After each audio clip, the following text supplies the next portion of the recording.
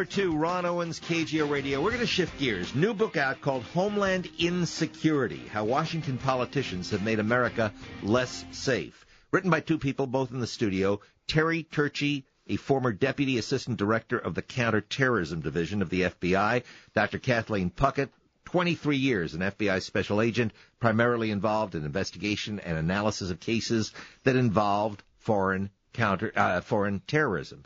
With that in mind, Homeland Insecurity, catchy title, but really real? Are we insecure at this point? Are we in trouble?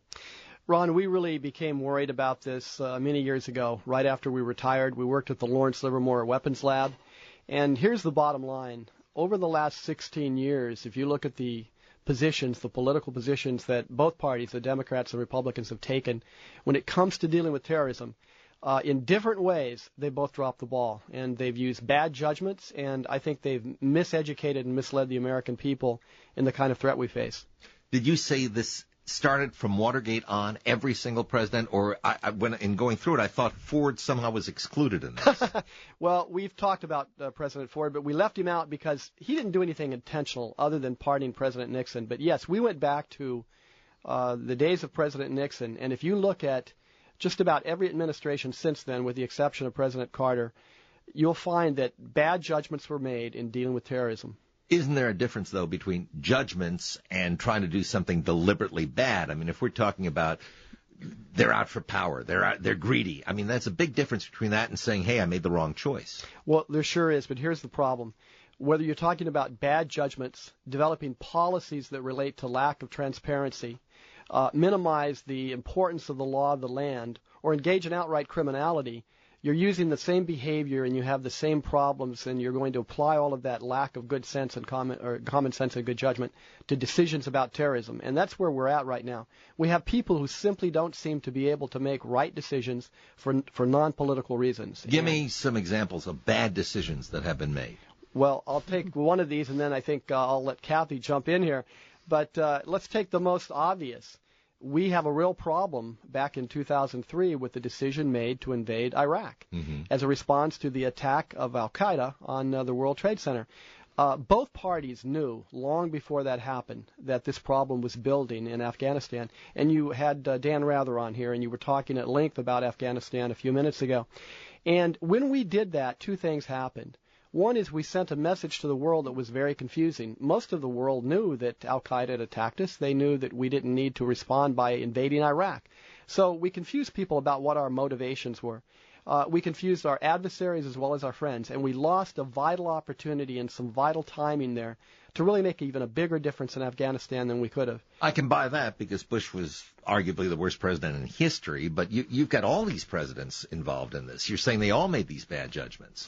The reason is, Ron, that and our book really addresses this, is why did they do this?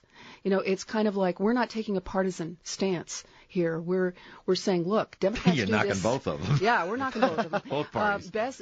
Democrats are just as guilty of this as Republicans, but why is it? These people are intelligent, a lot of them. I mean, it's a given that all politicians are not brilliant, but a lot of them are.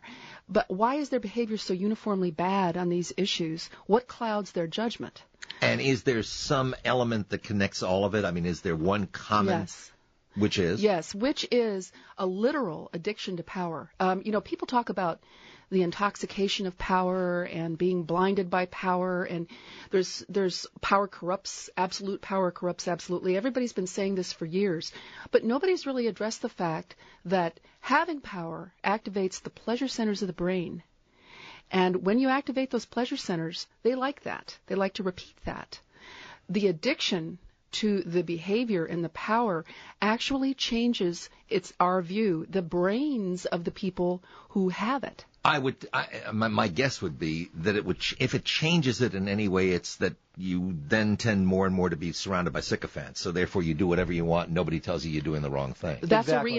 That's a reinforcement to be surrounded by sycophants, because once you have this great idea that you have all this power, then you have people who are attracted to power who keep reinforcing you, which just keeps sending the same pleasure circuits going over and over again. An addicted brain is a changed brain. politicians have changed brains. Give me one more segment to develop this with both Terry and Kathy, and then we'll open up our phones, too. Among other things, they're talking about how presidents and politicians have fraternized with America's enemy and leaked classified information. We'll talk about all of that. 808-0810, the telephone number, 808-0810. The book is Homeland Insecurity. I'm Ron Owens. This is KGO. It is 1012. My name is Harvey Milk, and I'm here to recruit you. Experience the true story of Harvey Milk in a film Rolling Stone calls the best picture of the year. Milk is an American classic. USA Today calls Sean Penn's performance a magnificent career topper. All